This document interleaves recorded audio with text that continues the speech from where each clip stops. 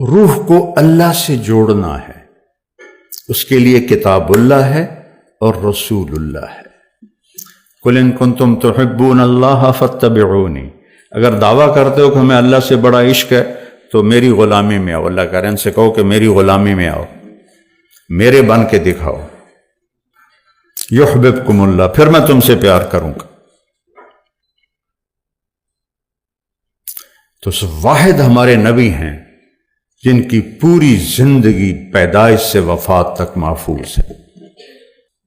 یعنی ایک معمولی سی بات، جب آپ کسی کو بلاتے تھے جیسے مرضی بلائیں، لیکن حدیث میں آتا ہے جب آپ کسی کو بلاتے تھے تو ایسے کر کے بلاتے تھے، ایسے نہیں کرتے تھے۔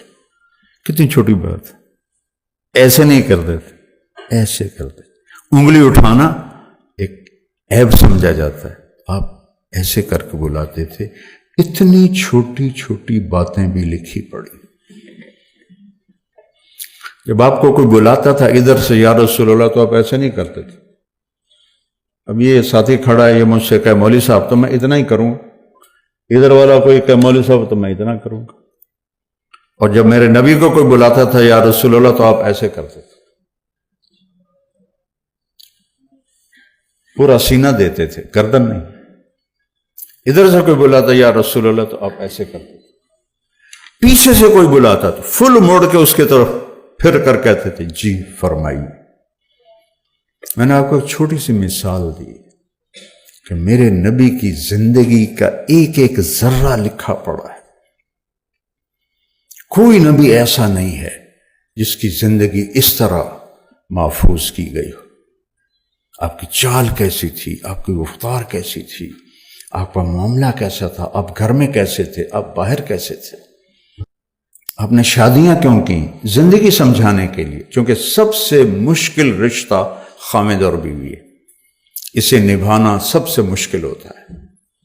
تو آپ نے کہا دیکھو مجھے عورتوں کی کوئی خواہش نہیں ہے، میں نے جہاں شادی کی، جہاں بیٹی کی شادی کی، اللہ کی وحی آئی پھر میں نے قدم اٹھایا، ورنہ 25 سال کا نوجوان 40 سال کی بیوہ عورت سے شادی کر سکتا ہے؟ آج کسی 25 سال کے بچے کو اس کا باپ کا پترا ہے 40 سال دی بیوہ ہے تیری شادی کرنی، وہ تو کراچی دوڑ جائے گا۔ تو آپ نے 25 برس 40 سال کی عورت کے ساتھ گزارا۔ جب ان کا انتقال ہوا، آپ کی عمر 50 سال ہوئی تو 10 شادیاں کر لیں۔ زندگی سمجھائی، گھر میں زندگی، میاں بیوی کا نباہ بڑا مشکل ہوتا ہے، چونکہ یہ خونی رشتہ نہیں ہوتا ہے، ایک بول پہ بنتا ہے، ایک بول پہ ٹوٹتا ہے۔ تو یہ سب سے مضبوط ترین اور اہم ترین رشتہ ہے کہ اس سے رشتے جنم لیتے ہیں۔ یہ پہلا رشتہ آدم و حوا کا قائم ہوا، خامد اور بیوی کا قائم ہوا۔ اللہ نال 3-4 پتر بھی بنا کے دے دینا، وہ کڑی مشکل ہے، کن فیکون ہی کرنا ہے۔ نہیں، اولاد پہلے ماں باپ، پہلے میاں بیوی بنایا، پھر اولاد دی۔ اور عجب میرے نبی کی شان ہے، جب وہ نکاح ہو گیا نا جنت میں تو اللہ نے کہا مہر دو، آدم حوا کو مہر دو۔ مہر کیا چیز ہے؟ یہ کسی کی بیٹی کی قیمت نہیں ہے، چاہے جھونپڑی والا ہو چاہے محل والا ہو۔ یہ ایک علامت ہے کہ جب تک یہ نکاح باقی ہے یہ لڑکا اس لڑکی کے خرچ کا ذمہ دار ہوگا، کمانا اس کے ذمہ نہیں ہوگا، کمانا اس لڑکے کے ذمہ ہوگا۔ یہ مہر اس لیے ہے۔ تو انہوں نے پوچھا جی کیا مہر دوں؟ فرمایا تیری نسل میں میرا آخری نبی آئے گا، اس پہ ایک دفعہ درود پڑھ دے، یہ مہر ہے۔ کم از کم دن میں 300 دفعہ تو چلتے پہ صلی اللہ علیہ وسلم ہی پڑھ لو تو یہ کثرت سے درود والا بن جائے گا۔ جو 300 دفعہ پڑھے کثرت سے درود والا ہے، اور جو کثرت سے درود پڑھتے ہیں اس کی تو کوئی حد نہیں، لیکن 300 سے وہ کثیر میں آ جاتا ہے، جیسے 33 نمبر سے پاس ہونے والوں میں آ جاتا ہے۔ آپ نے کہا میں ان کی شفاعت کروں گا قیامت کے دن۔